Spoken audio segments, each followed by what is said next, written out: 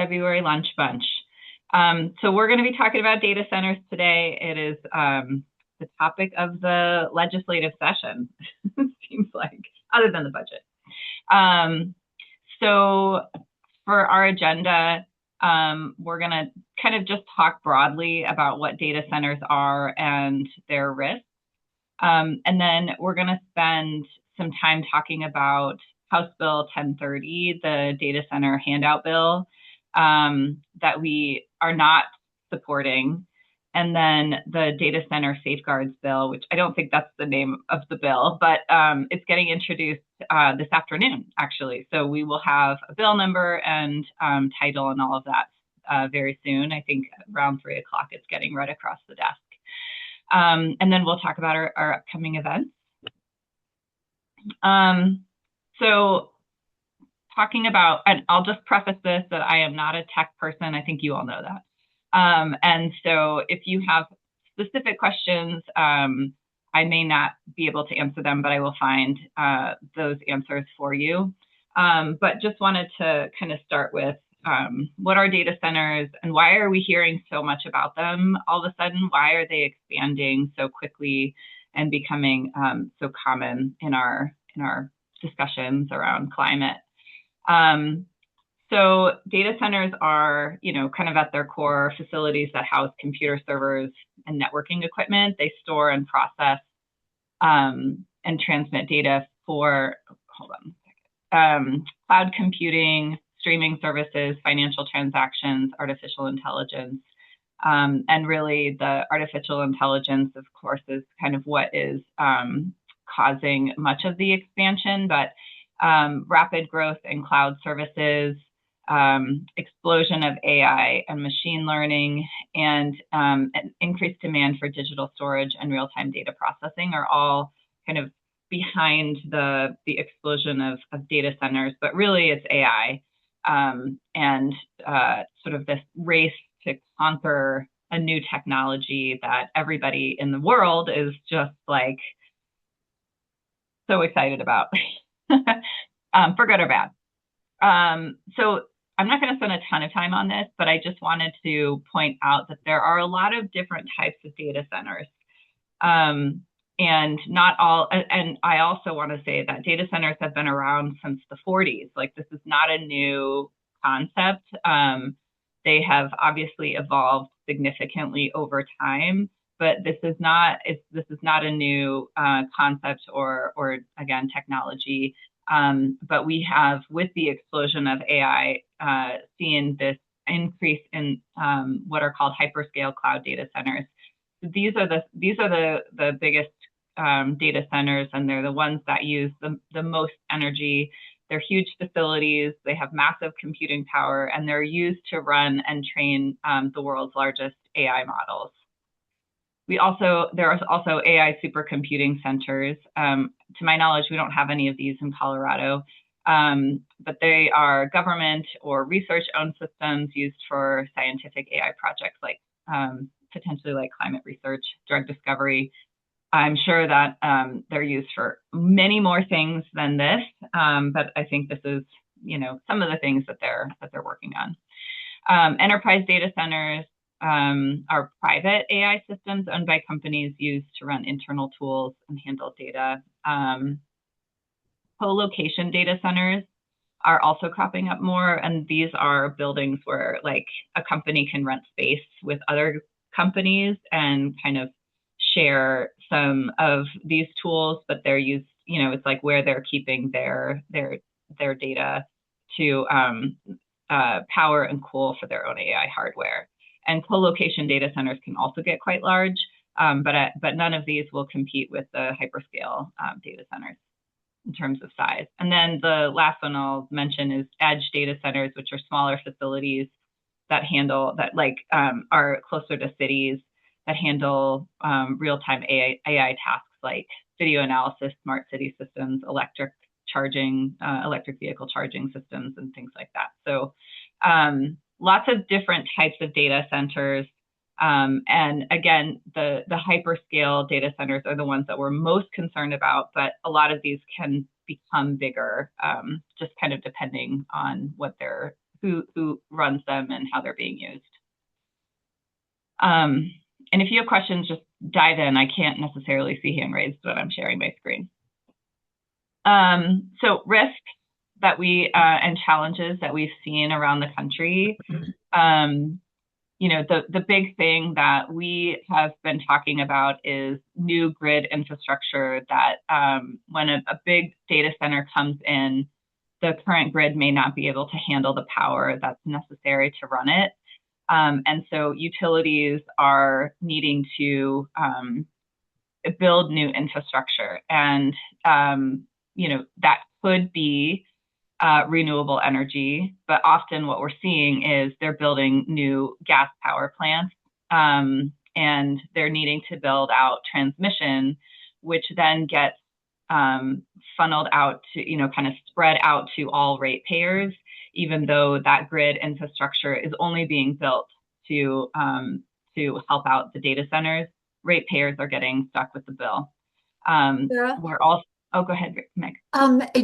We're actually seeing this right now, correct? In places like Virginia, this isn't theoretical. This is actually affecting ratepayers in a huge way in other parts of the country, right? Yes, yes. I have some examples too. Oh, perfect. But Thanks. Sorry to interrupt. Definitely. No problem. So often, as states are excited to welcome data centers in because they're being promised jobs and tax dollars, they're getting tax breaks. So they're kind of shopping. What we've seen are like these big data centers are kind of shopping their new build to states and trying to get the best deal that they can, which often means tax breaks. And a lot of states have rolled out tax breaks and tax incentives to these companies. And so they may get tax breaks, but local families and small businesses are still are being stuck with the bill while big tech gets tax breaks.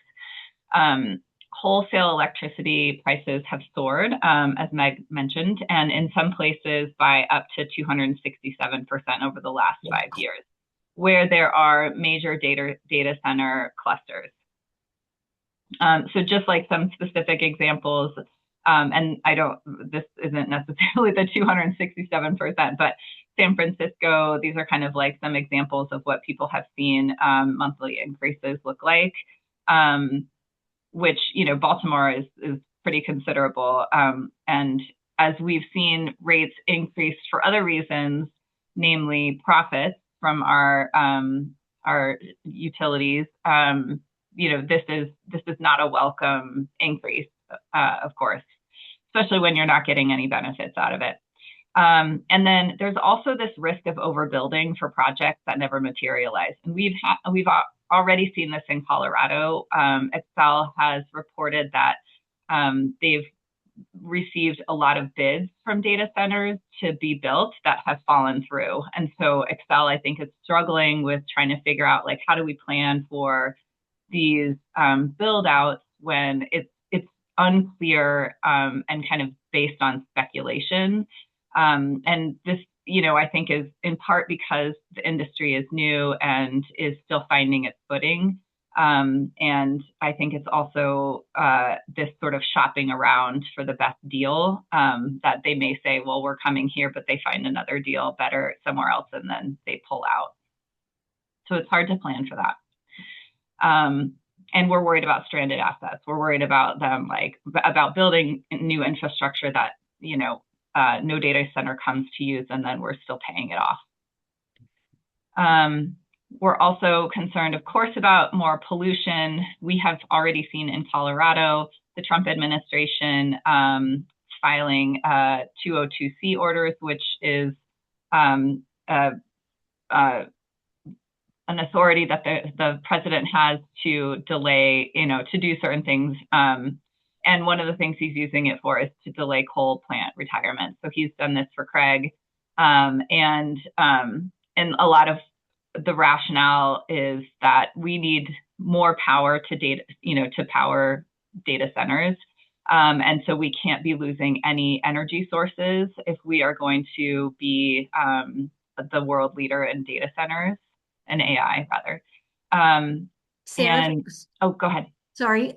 So that coal plant, I forget where, Southern Colorado, that was supposed to close like a month ago because it's been offline for ever or whatever. But what's his name said, nope, you will get it back online. Do you know what I'm talking about? The one in Craig, or are you talking about Pueblo? I thought it was down south. I could be wrong. Well, there's one in Hayden. I think it's Hayden, and it's so basically that was the 202C order. There's also that's so I'm blanking on the name of the utility out there, but basically everyone has said this is a bad idea, and it's going to cost, like, they had to pay to repair the coal plant, and Yeah. then they got it up online, but like in the meantime, that was supposed to close at the end of last year, and in the meantime, ratepayers are having to pay for the expenses to fix it, and they're paying for it to stay online. When they don't need that energy because they have already planned for backup, like they have a new they have new energy systems in place. They were prepared for this. It's been in the works for over a decade. And so, yeah, there's not, like, I'm not sure. They're trying to appeal it, but it's still running right now. That's And maddening. Thank you. yeah, yeah.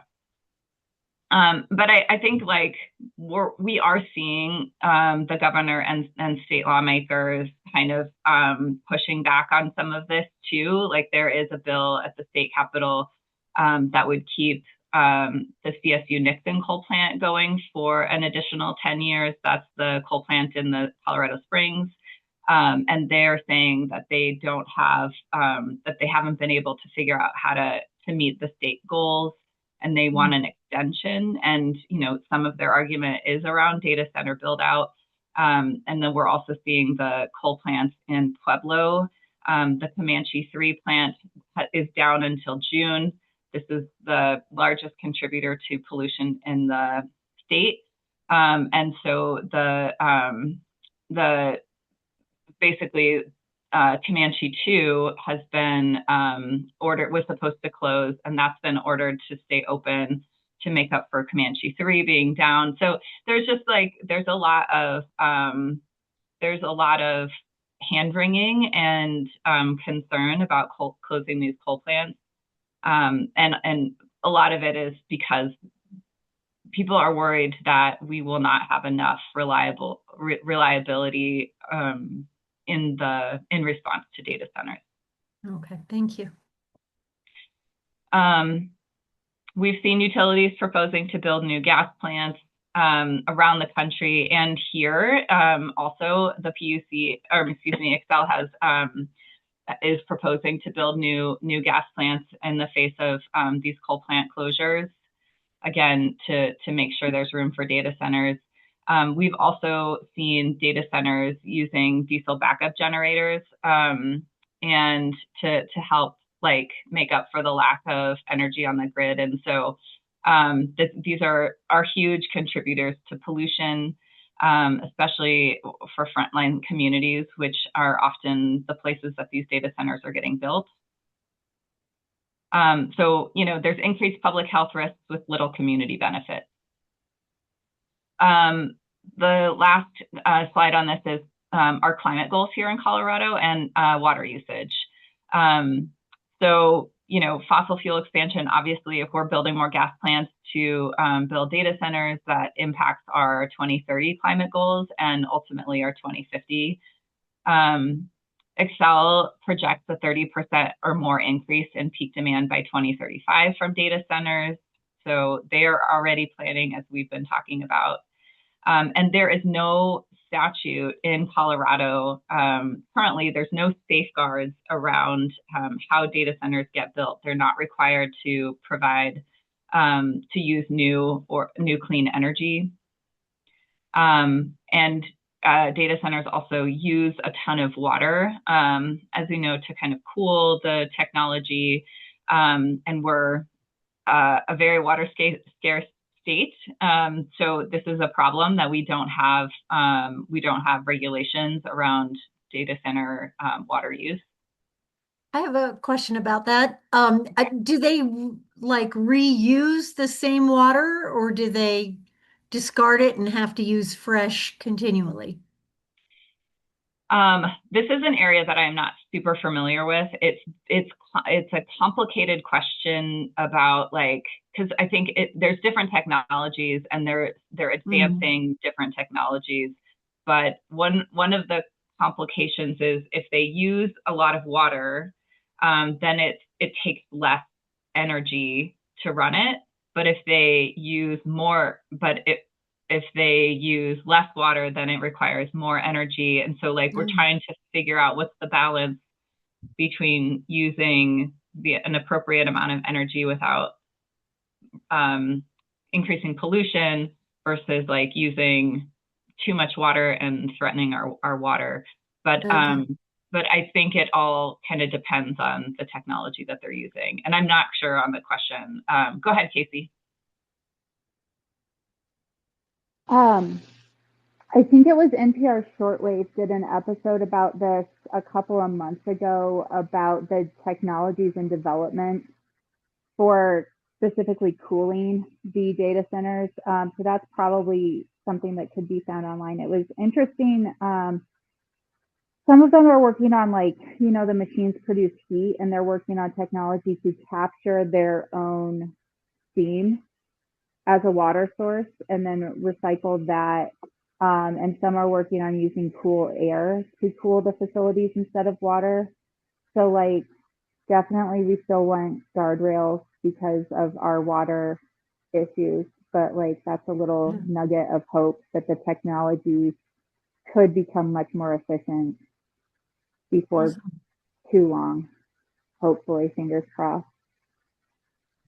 Thank you, Casey. Well, and I think the cooling of the systems, like the cooling of the air is like where the increased energy comes in. So it's sort of like, how are they getting that energy? It just like speaks to the importance of them not using backup generators or new gas plants to do that cooling, but or coal rather.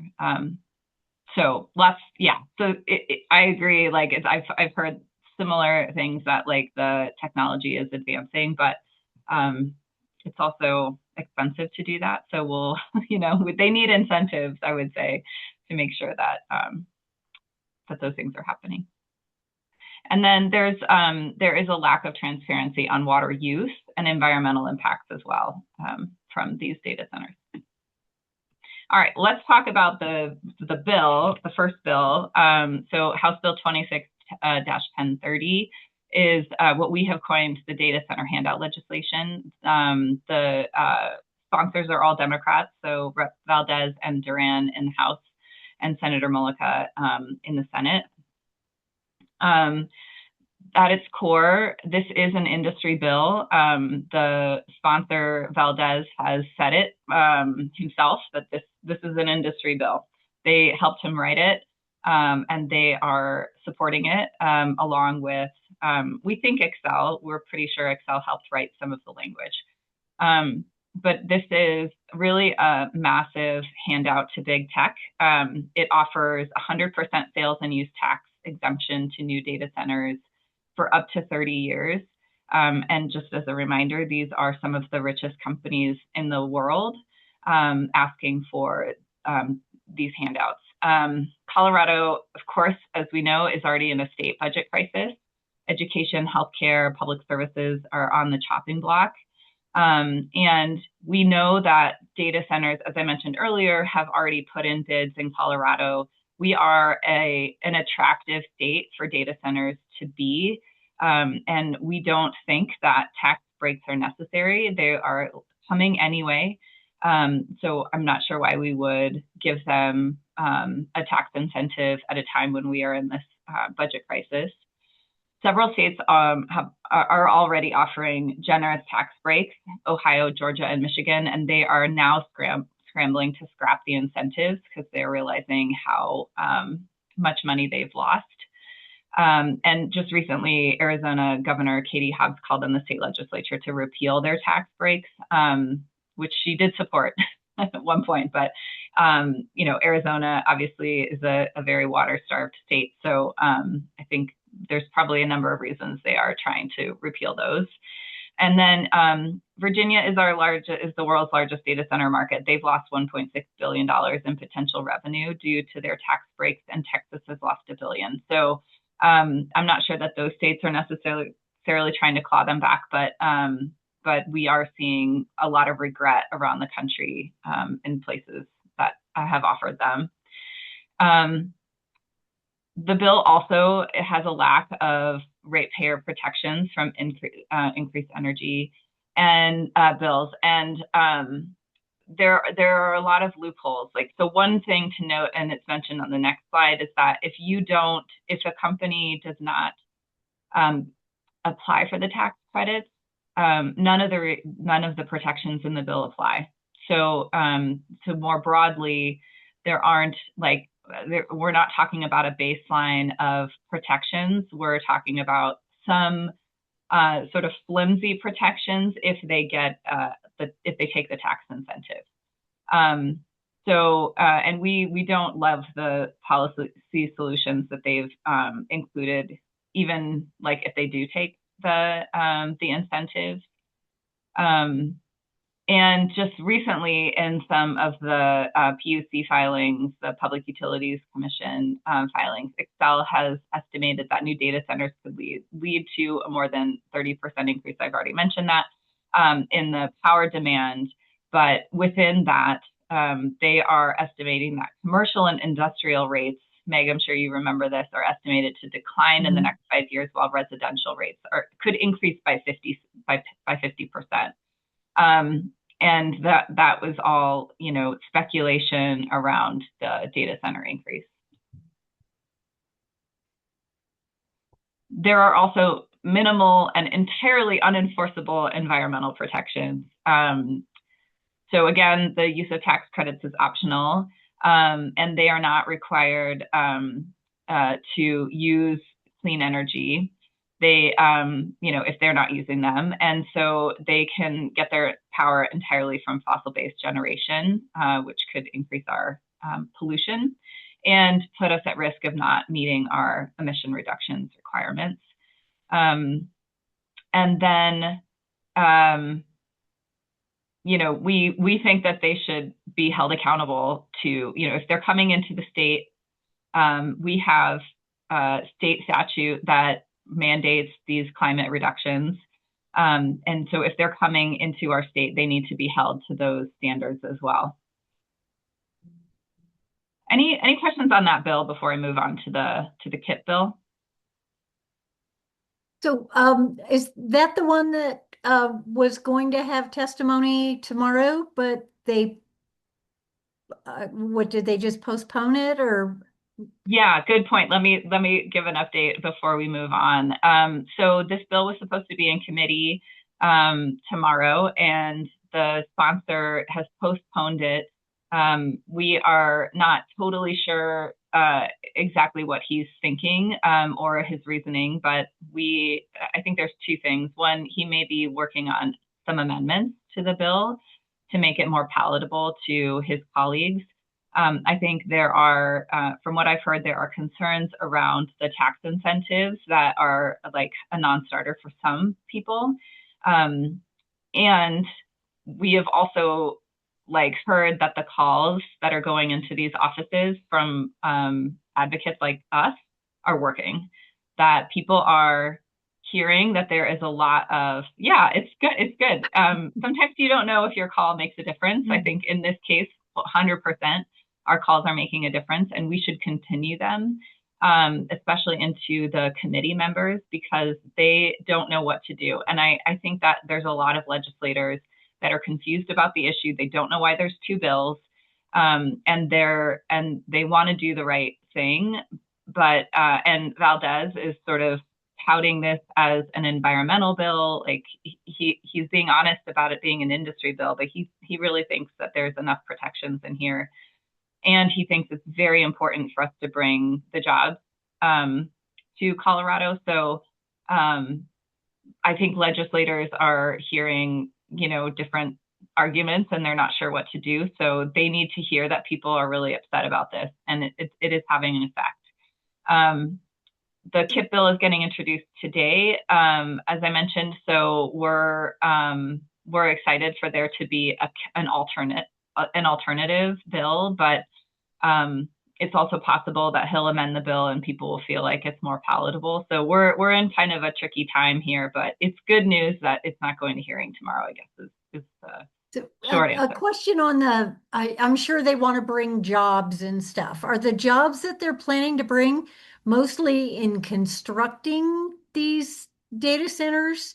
And that once the data centers are built, there's minimal people employed?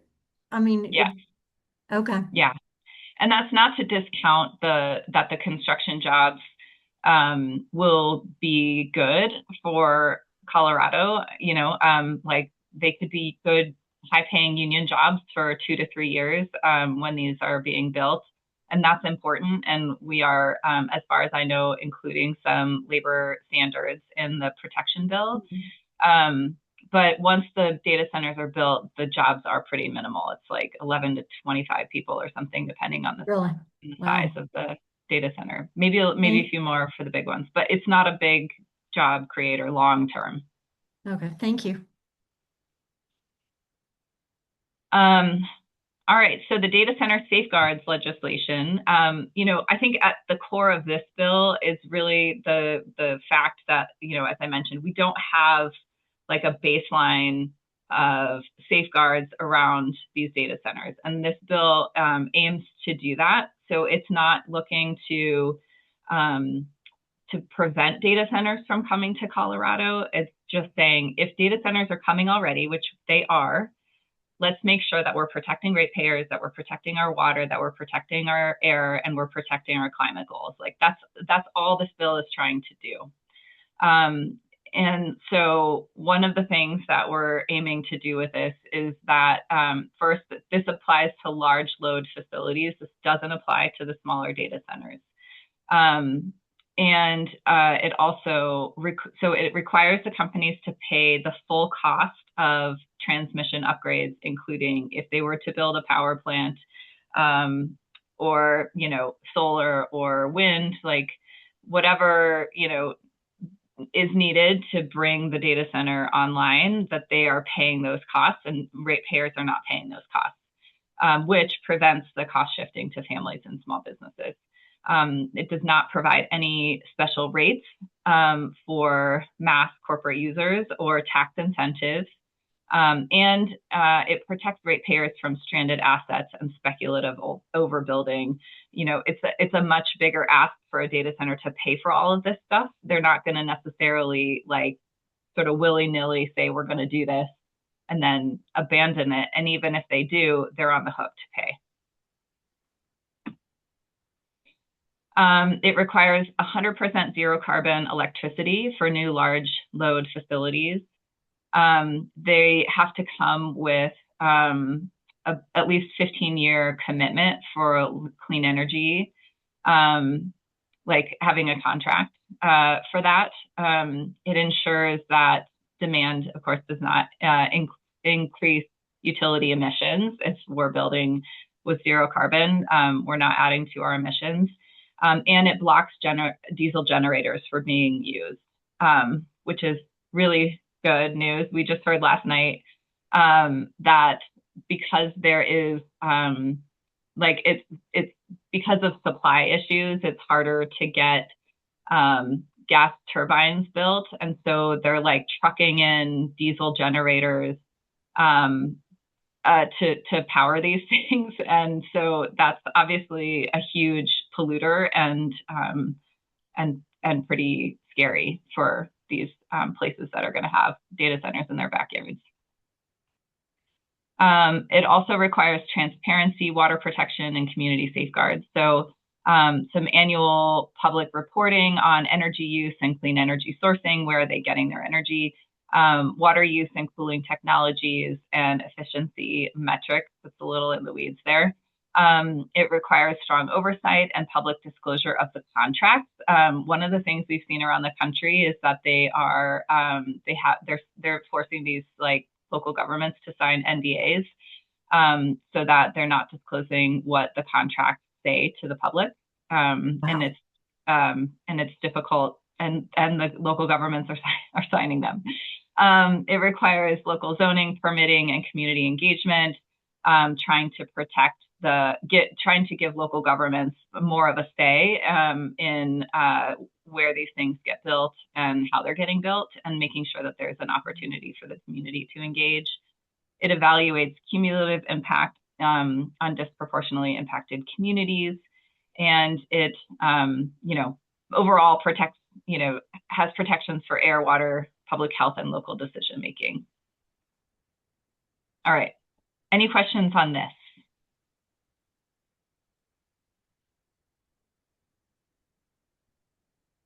All right.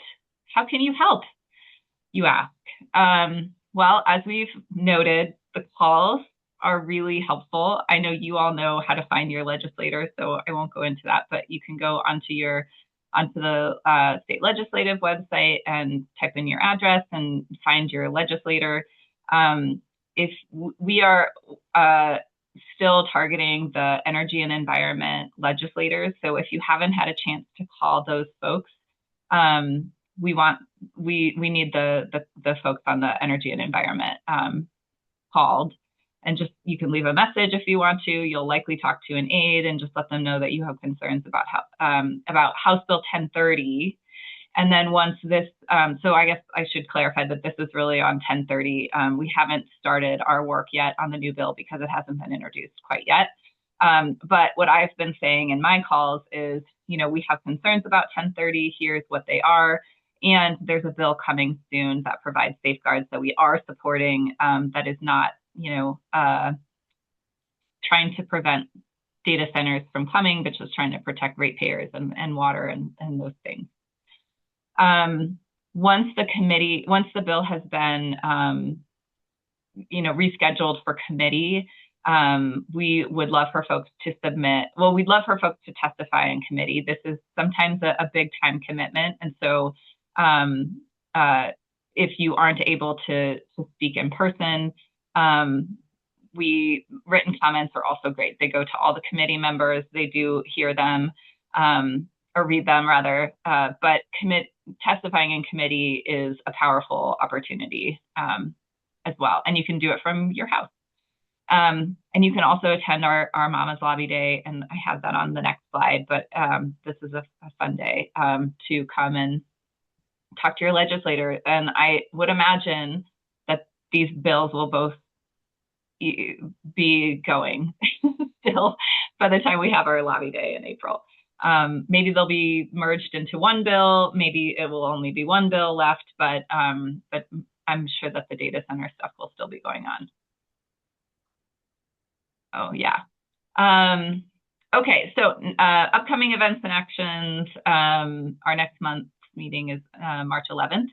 We'll be doing a Lobbying 101 training at that meeting. So I know the folks on this call have done it a few times, but if you're interested, come again. And it's always helpful, I think, to hear more about how to do it. And that's really to get prepared for our lobby day. There is going to be a utility accountability event on March 13th. That's really going to be targeting Xcel and the Public Utilities Commission, because we, in addition to the legislative session, have a lot of Public Utilities Commission dockets ongoing around how Xcel and other utilities are transitioning to renewable energy. So more information on that to come. I just wanted to put that on your radar. Join Ledge Team if you're interested. You can email me. And then our lobby day was just scheduled for April 15th at the Capitol. We'll be there in the morning. So put that on your calendar. I hope that you all can make it. It's a really fun day to come and talk to your legislator. And that's all I have with 3 minutes to spare. So any other questions or thoughts on this? We're not quite ready to testify or call our legislators on 10:30 because it's coming back with amendments maybe? No, I think we can call them now on 10:30 and say Okay. that we oppose the bill. Okay. I Call think the it's good for, Energy and Environment Committee members? yes, yes. Okay. And I will send out those contacts with the recording of this. Awesome. So you have Thank it. you. Yeah. Appreciate that. Yes.